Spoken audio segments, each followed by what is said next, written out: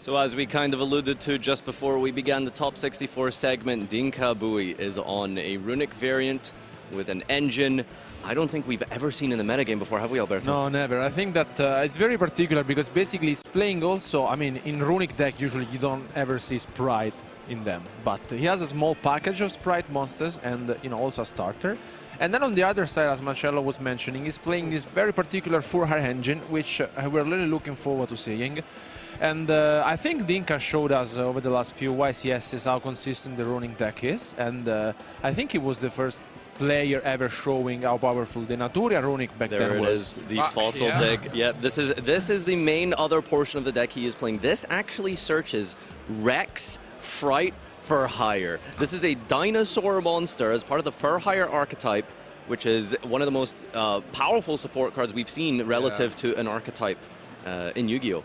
And I think one of the main reasons why also he plays this is because he plays, Sprite, so it's very good because I level 2. Draw and lock. Oh, wow. Wow. Droll and Lockbird in the main, Marcello. Yeah, and this is amazing against the Dinh deck. I was about to say Jessica probably for the first time is the one reading cards. Usually she's used to her opponents reading her cards, but the Draw and Lock here is insane. It's particularly good against this deck. In general, Runic is a draw deck. You're deck thinning, you're getting those resources out, but also with the sprites, you can't search. And on top of that, the whole point of the Fur Hire engine is that it has this really powerful draw combo using Folgo and the effect of the spell Rookie for Hire. Yeah. And now under Droll and Lockbird, you can't do any of this. And it feels so bad to special a Jet here, doesn't it? Absolutely, every single card, and even this engine, as we mentioned, gets you to some searches. But here we see another plan from Dinh, who obviously is not happy with this, but will try his best to stay in this game and gonna go for the Mannequin Cat. Yeah, Mannequin Cat is a card we saw popularized a little bit last year. It has such a diverse array of options because it is simply a special summon from your deck, a monster with the same attribute or type that your opponent controls. And the secondary effect here, we see that resolving, bringing the Droll and Lockbird that was discarded for by Jessica back onto the field here. And yeah, I guess we'll wait and see what the target is. Is that Rikka or Dompa? It's Dompa. Dompa, yeah. So special summoning from the deck, an attribute that Jessica controls. That's a wind monster, Dompa being a wind. Special summoning out Dompa, marksman for another level 2. Yeah, and the Dompa gets you a Furrier from the end, so we could see the special summon of the Rex that has been searched previously on. And it's a pretty decent start. He can also destroy a card on the field, which obviously could be the draw, but let's see. I really don't know where Dinh could go from here because the Draw and Lock shuts down also the fountain, so it's definitely tough. But here we see what we just mentioned. So he's gonna special summon Rex. And unfortunately cannot use the Rex here. Typically it would get that spell card, the Rookie for Hire, that helps you climb up into some good draw power, as well as comboing with the Folgo. But yeah, Droll and Lockbird. Good meta pick, I suppose, do you think, this format? I mean, it seems like in these past few rounds that we have been doing commentary on it has been amazing. So maybe, yeah, I guess so. The only time you don't want to see that is against Labyrinth, am I right, Alberto? Yeah, no, but I think the Draw and Lock in this format is very powerful. Most of the decks played this weekend were Runics, and I mean, still here Dinh is managing somehow to put some pressure on her opponent. But also I'm very curious, Dinh extra deck is full of one-offs. So it will be very curious and asking him if he wins this, how he manages his matchup against Kashtira, no? Yeah, it's weird because like you have all these level 2s that combo really well into the Sprite portion with Gigantic, and he's only playing one Gigantic. He's playing 2 Folgo. He values the second Folgo over the second Gigantic. That's insane. Wow. All right, it's also interesting, that he didn't go for the Dompa destroying the Droll. So I would be surprised if Dinh didn't know what Jessica is playing, especially because she was on stream. So keeping the Droll would make more sense against a deck like Kashtira, obviously. But so I think maybe it's to do with the zones. If you keep the Droll and Lockbird in the middle, when you go for that Jasmine triangle, you can't make the healer or the Dryas to trigger the Jasmine. I think maybe that's potentially what he's going for here, but Yeah, still going despite this drone lockboard using the Donner for hire. You know, we talked a little bit about it throughout the day as a card that is, you know, that Diamond Direwolf effect, but it's a for hire card. It actually does something else in for hire. All right, and that is then going to bring back the Rex and the Dompa here. Is he actually using some targets? Because I know he's playing Thunder King Ryo, but is it in the main deck or just the side deck? Yeah, just in the side deck. Side deck, Yeah, okay. yeah. Because that card is obviously really strong in any mirror match, you know. And let's see. Because now you just go with Masquerade, and then later on I think you want to go for the Unicorn in your opponent's turn, if you really feel like. Still, I mean, playing under Journal Lock, of course, puts you in trouble, but I'm guessing if, I think, this okay. is the beauty of Rex. It has a secondary effect. You can banish it and get back a few rare cards from the graveyard or special summon a monster. So this is how you can pretty much link climb and as he's doing. So Yeah, this Donner for hire acts as almost like a Mole Cricket to an extent. It's a special summon of 1, and if you do bring back a Fur Hire, you can get another Fur Hire. And that is how he's able to just put up all of these Link monsters through the Droll and Lockbird, and the Masquerena as well. Still not done with the turn here. Ooh, nice starter is really nice here. Clear one off. You think we just maybe end on a red or a carrot? Yeah, one of them. I think knowing that you're playing against Rikka, you might want to put up maybe the red. So he's considering it, yeah. Obviously, not afraid. Ooh, but the blue. Blue, interesting, okay. Obviously not gonna be able to use the effect. Yeah, that Droll and Lockbird has resolved. That's an interesting summon, I would say. Fountain to wrap up the turn here, it looks like. No runics played. Oh no, there was one runic in the graveyard, I think. So one more could be a draw too on Jessica's turn here. All right, well, this was an incredibly powerful and strong opening by Dinkabui, despite the Droll and Lockbird, which is such a detrimental card in this deck because, like I said, this is a very focused on the draw power of this deck to help complement those runics, and yeah, well, let's see if Jessica can do anything. Yeah, still interesting that he opted to go for the blue instead of the red. Yeah. But I'm not sure why. Yeah. Oh, okay. All right, Lokai's a good Okay. start. Now, the problem is Masquerena is going to be activated in response to the normal summon here, going to go into a... Okay, that's a big Link summon. Are we going for Underworld God? No, we're actually going to go for Folgo. Interesting. All right, so this Folgo now gets the trigger here using 3 different materials for its summon. Exactly. So first of all, you can special summon a Furier monster with a different type from the one you used from your deck. Also, if a card your opponent controls is destroyed by battle or card effect, you can draw a card, and then again, if you have 3 or more Furier monster, you draw 2 more. So you can draw 3 cards with it. And then comboing that with the Fountain, that's a lot of disruption we can potentially get just on this simple activation of the Masquerena into the Folgo. Very interesting, yeah. Because now it's where the Dompa comes into play. By using its effect, he's able to destroy the Lochi and then pretty much draw 3 potentially with, if he, depending how many he's used, because he used a different type. Yeah, he needs pretty much a different type. Yeah, he does have it. So this is wow, crazy. And it comes the Raffaele, how you know? Yeah, he's gonna be able to draw 3, and as you mentioned, Nadir, any runic card is gonna be amazing here. Yeah, Raphael as well has a bonus effect off the top of the deck. We can excavate, and it doesn't just add Fur Hire cards when it excavates off the top of the deck, it adds any card off the top of the deck. Yep. And this is again, I think, the beauty of the. And there's a runic card, okay, and just takes the freezing curses. That is absolutely incredible. Just a free freezing curses from the champion for hire. Nice, and now he draws 3 And cards. there's 3 cards drawn. Crazy opening, even through this draw and lock. Wow. All right. We do see the Therian. Probably one of the better extenders in this deck is the Lilyborea. Gets to target a plant in the graveyard, special summoning it back.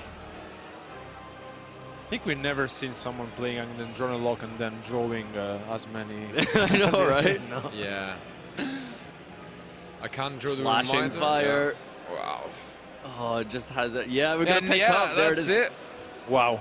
So much power in this Fur Hire Runic deck, piloted by Dinka Bui in this top 64 of Ycs London. Love it, honestly. We mentioned how unique his deck is, and once again, usually throughout this event and the past ones, Jessica has been facing opponents that had to read her own cards, and this time she's facing the opposite problem. Gotta read Folgo. Yeah, gotta read all of the Furiara cards from Dinka.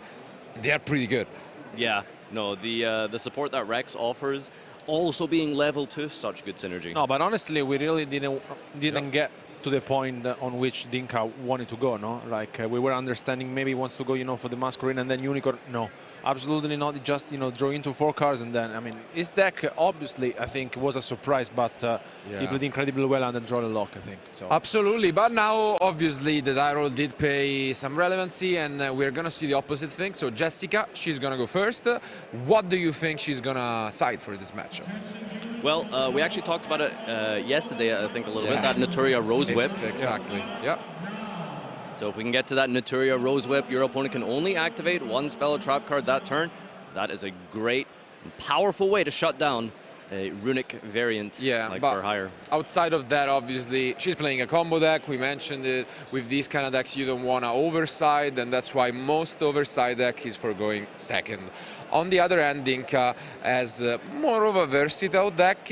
As we saw, he does main the Psyframe package. He drew the driver. Maybe this time he will draw into the Gamma. But outside of that, he also has a few more entraps in the side deck in the form of Ash Blossom. But outside of that, yeah, I think sure. the Bestials here are actually pretty interesting, but Light and Dark not really going to have much relevance in this matchup. So I guess the Feather Duster is always nice in this matchup, but it's just a one-off, so I don't think he's playing the Frost, right? So it's just actually the one-off.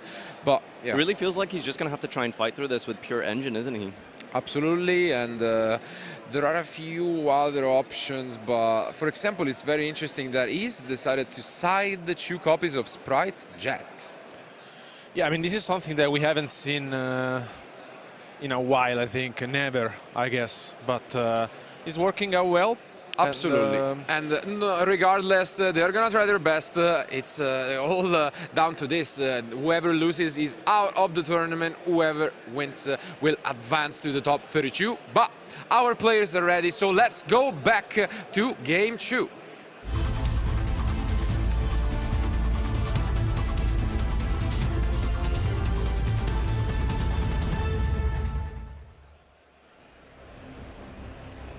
So, game number 2 here. Jessica most likely wanting to go first with this powerful plant combo deck that we've seen pay off really well in the previous round. And will it work against such a unique strategy that Dinka Bui has managed to come up with here? Okay, we start with Princess, I believe. Yeah. This is the Rikka Princess here that should get into the rest of the engine. And the reading begins. Yeah. Which is so interesting that Dinka Bui has to read this because he's become known as, I suppose, quite an innovator, hasn't he? Yeah, absolutely. Yeah. Okay, it's an interesting opening here from Jessica, who now uses the powerful awesome. Wow. Oof. That is not ideal. Yeah, this could have been a bait because she did a normal summon, but nope, unfortunately, very slow start. That's a good start. And we see the Rex. Dinka Bui drawing the Rex for hire, normal summoning to then search the Rookie for hire. And you guys are going to witness how this deck can also function. We saw what it did in game 1 going first, setting up that powerful end field, despite the fact of the drone lockbird. Now, do we have a way to find 8,000 damage going second? Yeah. I think it is incredible anytime that Dinka Bui puts his hand on a deck like this and then, you know, invents, you know, these crazy combos. Honestly, I think. And this red makes things a lot tougher. Should Jessica have any hand traps or disruptions, it's not going to do a lot when you have a Sprite Red on the field. I'm thinking back to, you know, Marcus Patel and the rivalries they were siding. Unfortunately, that's not the case, because that could have been really strong here. Yeah, you know, the putting together of multiple different engines like this is generally quite risky into cards like Gozen Match and Rivalry of Warlords, but they actually opted not to go with that in the side deck. She's not using it, so the face down... Maybe it's the Rikka sheet, because otherwise, if she had the impermanence, she would have activated it, I guess. Maybe, maybe she wants to wait for Gigantic. It's possible, but definitely it is Dinka who is in the driving seat, and now it's gonna use the rookie. So tributing this Rex to special summon one from the deck with a level higher or below. And the Ash Blossom. Okay. All right. Red is chained to that Ash Blossom to negate, and it will resolve to continue with the rookie special summon. That's the incredible part with the Sprite package, isn't it? And here we see one of the one-offs, which is the Beat Furier. Because as mentioned, you need a level 3 or a level 1 from the rookie, as you tribute a level 2 monster. Yeah, so this works out really well here, because Beat is sort of the searcher for the deck. When a Furhire is special summon, it gives you another Furhire monster, and then you can continue to extend past that point. All right, well, Dinka Boogie is going to try and think as to what we're doing next here. Seems a little bit stunned at this point as we try and navigate through this final back row and potential disruption that Jessica has. Seems like he wants to... Oh, and he has the start. Great. It really depends if he wants, if he has enough to push for damage, because otherwise he could play more conservatively. That's the thing, he doesn't actually need to go for game, does he? Yeah, because like, I mean, he's so far ahead in this game already. So Jessica unfortunately is left only with one card, and the set card has not been activated, so our guess could be that she's not holding any copy of Infinite Impermanence. Sprite Carrot is the search here for blue, so if there's any spells and traps that Jessica wants to activate, has to be now, otherwise that carrot will come down on the resolution of this search here for blue. Important thing to note as well about starter is that it inflicts damage to yourself, as well as locks you into level, rank, and link 2s for the rest of this turn. So I think that's probably why Dinka was maybe thinking for just a moment, you know, is there anything else I can do before I lock myself down? Like, okay, we're just gonna attack with some weenie little monsters, I suppose, deal some damage, and just try maybe set up something. I think it makes sense. Yeah, I mean, the thing is, obviously, you want to try to go for game, but Jessica has used a lot of her resources, so even if you just end on a carrot and red, when she has a face-down card and 2 cards in hand at the beginning of the turn, it's fine if you have, you know, double negation. So yeah, double negation versus 3 cards. I mean, that one final card you have has to be something really absolutely good, incredible. All right, deciding now, what do we make here? Do we just simply leave the red and the carrot up? Do we want to maybe go for Gigantic, get another body out? Honestly, it wouldn't surprise me if he just passed even. Like, in game 1, he does. He does. Makes sense. Makes sense. I mean, he can smell the blood. So let's see what the face down is. Okay, it is the sheet. Yeah. So this will probably, maybe, force out a activation from the carrot here. Yeah. That's exactly what's going to happen. It is. So 2 cards remaining for Jessica. Ooh, Talent! Talent! Could have been a sick top deck on her side. She does need the draw power. I think her only card in hand there was an Ash Blossom. Yeah, so trying to another Ash Blossom. dig for some engine here to try and continue playing. Surely needs something. Yeah, she's just gonna make sure that, you know, some of these effects, or maybe the damage from the starter was not counted, but yeah. Now, let's see. What can we do with even best case scenario? We top deck a singular copy of Lokai here versus a red, which is still online. We do have the negate. Negate but not destroy. I suppose that could be a redeeming factor here. So the Rikka deck, obviously so powerful just with the 1-card interaction of Lokai or Unexpected Die, but that's not ideal. Okay. Sunseed Twin is typically what you want to leave inside the deck. So drawing the wrong portion of those seeds there, unfortunately, for Jessica.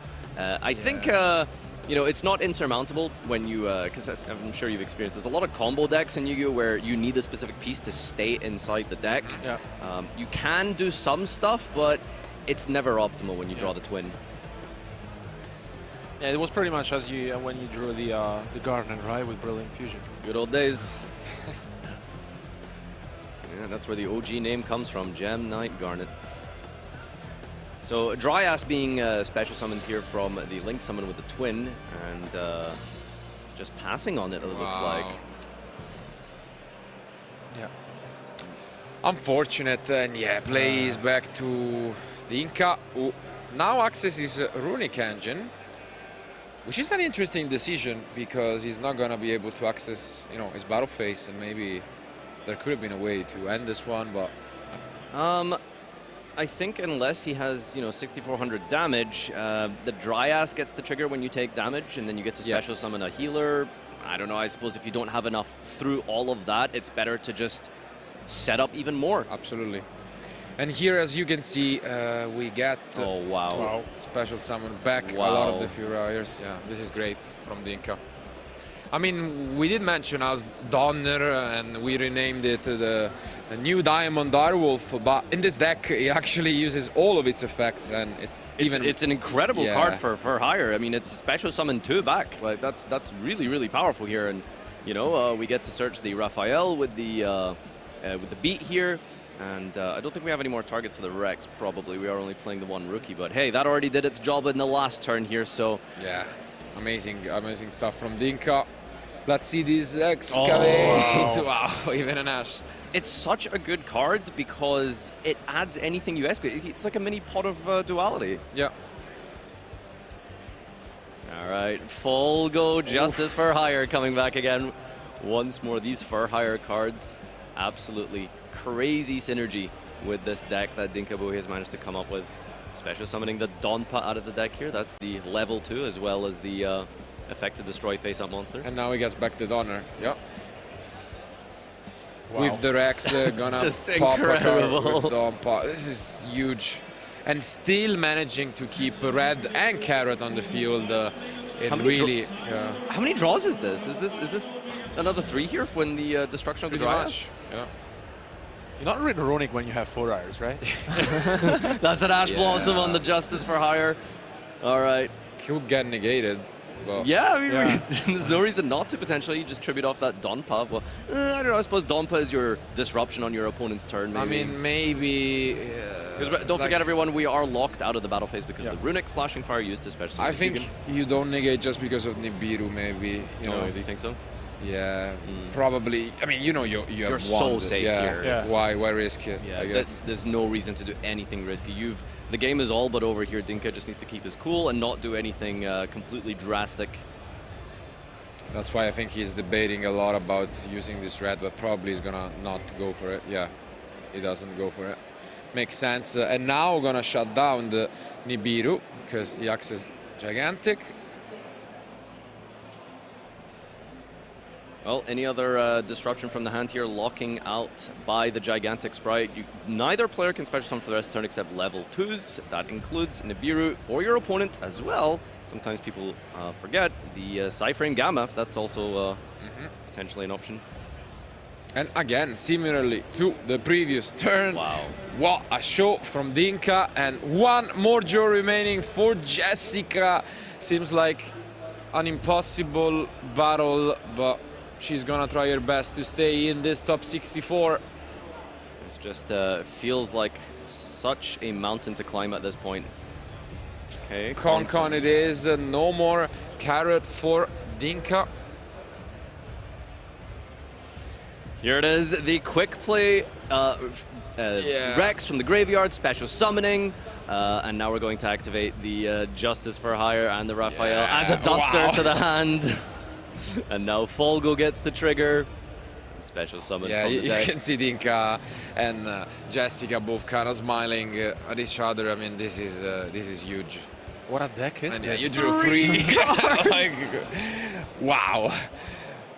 If you're in the top 64 and facing, looking at this, you don't want to play against It's absolutely Dinka. terrifying. Is that another princess? I think it's the last card in hand, isn't it? Yeah, We got she does have a princess in the graveyard, which potentially can be used. So, but outside of that, yeah, this is her last attempt at staying in this match. You know, as you mentioned, the synergy between the Fur Hire cards just seems really, really good. I mean, drawing cards on your opponent's turn, very powerful if you can dig for hand traps. But of course, you know, the Fountain works really well with it as well, because you can also see Runics. Yeah, but now we see the princess from the graveyard, which maybe Dinka might have forgotten, but yeah, this is not enough. Nice handshake from Jessica, but it's Dinka who wins 2-0 and advances to top 32. Nice match, round of applause from the crowd, and honestly, we mentioned at some point some of these unique decks had to lose. There is only one winner, and what a show-off from Dinka. It was one of the few decks we didn't see in action yet. It's terrifying. Do you think that it sometimes approaches this stage of the format where you have all of these different decks and it's like, oh, I don't like this deck has this weakness, this deck has that weakness, and then somehow this incredible synergy, the strategy of this Runic for hire deck, do you think this is like the big spike in power that we've developed in this format? Yeah, but I think also he's one of our players ever that always manages, you know, the right way to find, you know, new mixtures, you know, because like we have seen some of our players in the top cut playing Live Twin, for examples, and I think this is super scary, honestly, because especially yesterday Jessica showed us how powerful Rikka deck was. So I mean, congrats to Dink how advances, but yeah, but I think better than us what can speak for ourselves are the numbers, as we have ready the deck breakdown for top 64. So let's bring it up on the screen, and wow, Castir doubled that is dominant. Its percentage from 19% of the total field. Almost half of the top 64 is Kashtira, but there are 12 different decks as mentioned. And yes, Sprite keeping there. Probably this branded the one who performed the worst out of these top decks. When you consider the fact of the second most represented deck was branded, and then to look at that conversion rate into the top 64, it's doing really badly, isn't it? Can you remind me of the deck I picked for the tournament? Yeah, hey, not a good call, Alberto. Fair enough. But as I was saying, Rikka also showed a really good performance. Unfortunately, of course, Jessica is out, so one of these Rikka deck is out. We'll see if some of the others are still in competition, but regardless, this is an amazing top 64 we have ahead of us. It has been a pleasure to be here with you commentating this round, but we still have more remainings. But before we jump into top 32, we have Ed ready with the winner, Dinka Bui. Thank you very much, Marcello. Yes, I am joined by Dinka right here, who's just won that first round of our top cut, the top 64, straight into the top 32 cut here at the 250th YCS in London. First of all, congratulations. So straight into top 32, you're quite accustomed to top cutting by this point. How do you feel here in London? Fine. City is cool, event is cool, yeah. Good answer. That's what we like to hear. The event is cool. So the thing I want to ask first, obviously you're running Runic Fur Hire Sprite. The Fur Hire is quite an interesting choice. Can you talk to us a bit about the deck and why you chose it and how you've been playing it? Yes. I tested different types of Runic decks, and I figured out that the Fur Hire Runic Sprite deck is the most explosive one. Just resolving Rex into full combos, like basically game against everything, because you draw like usually 6 cards on both turns, and the Fur themselves, they also give you a negate, a pop, a lot of follow-up, basically, yes. I mean, it worked incredibly well, and it's quite an interesting deck to see because we see a lot of Runic variants, but it's the first one we've seen with all the Fur Hires in it, and it was very cool to see. So let's go through some of that game against Jessica. So obviously went first, but you got drolled, but you did manage to play around that, and you managed to set up a decent field. So game one, when you're getting drolled, what are you feeling in that moment? Droll was kind of hard. Even if it was not for droll, I would have gone super nuts that turn. But IP Masquerena allowed me to play on her turn, so I... The Folgo. Yeah, with Folgo into draw 3, into Runics, that was just game. It was just game straight away because, yeah, deprived Jessica of most of the options that she had to play. So then she scooped, then we got into that next one. You managed to ash her Rikka Glamour, and that completely stopped the first turn, so it was just set, pass. So when you're doing that, are you already thinking, I might have this in the bag? Not really, because there was one set card. I was really afraid of Rivalry of the Warlords. So I tried to play it around it, and I knew she had not a lot of cards to play, so I just ended on Red Carrot with follow-up and played around Rivalry. So I ensure she can't play next turn, but the triple tactic talents punished me. Yes. But unfortunately for her, she didn't do that well, so I managed to win that game. Well, that was the thing. There was the Sunseed twin in hand, which is kind of a brick when that happens, and there wasn't the Sun Avalon link on the field to be able to do anything. So just at that point, there was sort of no way out, and you basically just ended up taking the game. So you're feeling good, you're feeling confident. Is there anything going through these next top cuts that you're worried about going up against? Yes, Naturia Beast. Oh, really? Why? I play a lot of spell cards. Yeah, it's probably going to be a problem. Beast apparently likes spell cards. No kidding. Well, congratulations. Wish you the best of luck in that top 32. We're going to give you some time to just decompress before you get into that next round. Guys, don't go anywhere. We've got a little Time Wizard tournament for you before we get into the top 32 cut. Don't go anywhere.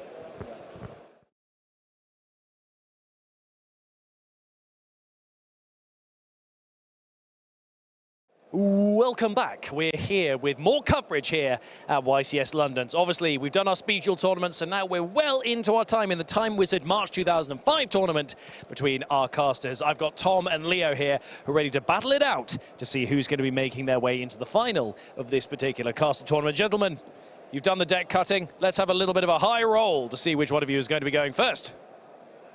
Okay, that's a 6, and that is a 3. Who's going to go first? Tom, you're going to go first? Good, there's the fist bump of friendship. So I'm going to hand you guys over to Alberto, Marcello and Nadir, who are going to be your commentators once again for this round. Guys, take it away.